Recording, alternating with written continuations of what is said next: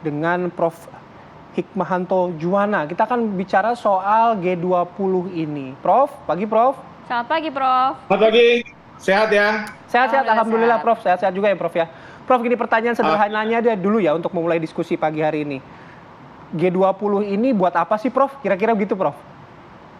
Intinya, mandat yang diberikan bagi pertemuan negara-negara G20 adalah bagaimana mereka bisa membuat pertumbuhan perekonomian dunia.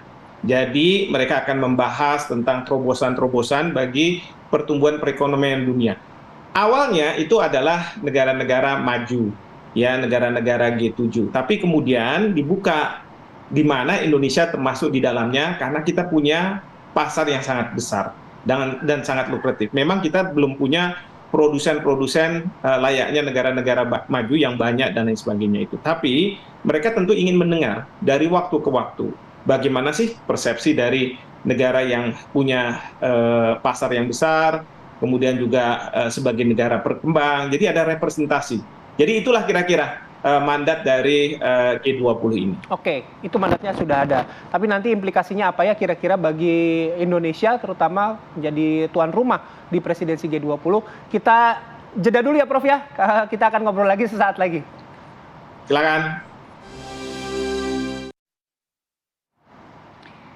Ya, kita langsung saja ke Prof. Prof, kalau melihat kan memang ada 3 poin begitu ya, penguatan arsitektur kesehatan global, transformasi digital, dan juga transisi energi. Kalau Prof sendiri melihatnya dengan tujuan ini, kemudian juga ada perang batin atau suasana batin jelang G20 karena memang ada perang Rusia dan juga Ukraina, apa yang paling disoroti dalam pertemuan KTT G20 ini, Prof?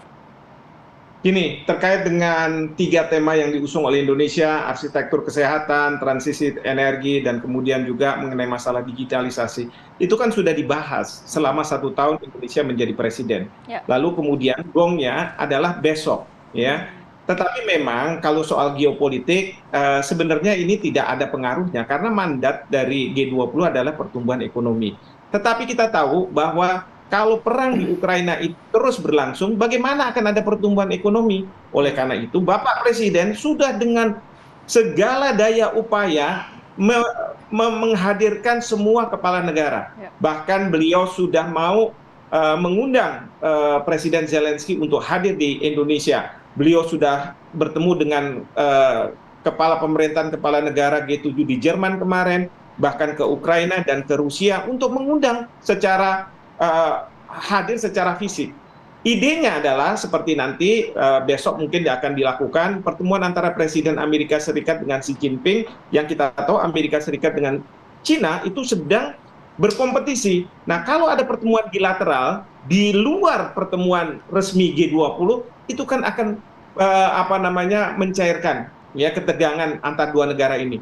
Nah, itu yang kita harapkan sebenarnya kalau Presiden Rusia itu hadir.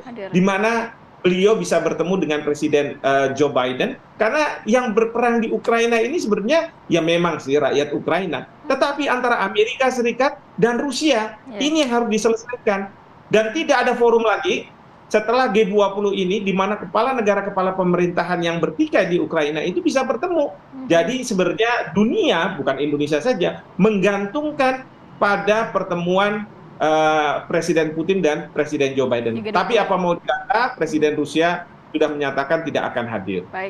Baik Prof, kalau untuk keuntungan Indonesia sendiri Prof, dengan adanya G20, kita sebagai presidensi G20. Pertama adalah 2 hari ke depan ini Indonesia akan menjadi atensi dunia. Kedua, dunia bisa melihat bagaimana Bapak Presiden, pemerintah berupaya keras di samping menyiapkan G20, tetapi juga memfasilitasi agar ada pertemuan antara mereka-mereka yang bertikai di Ukraina, ya. Dan yang ketiga, tentu dari sisi perekonomian kita berharap betul bahwa Indonesia karena sudah menjadi atensi dunia, kita akan bisa menggerakkan pertumbuhan ekonomi di Indonesia dengan inisiatif-inisiatifnya dan kemudian kita viralkan ke dunia. Saya rasa itu. Baik, Prof, terima kasih atas waktu dan juga informasinya, Prof. Kita mungkin kalau ada waktu lain lebih lanjut lagi ngobrol lagi Prof soal G20 ini. Sehat-sehat ya Prof ya. Baik. Assalamualaikum warahmatullahi wabarakatuh.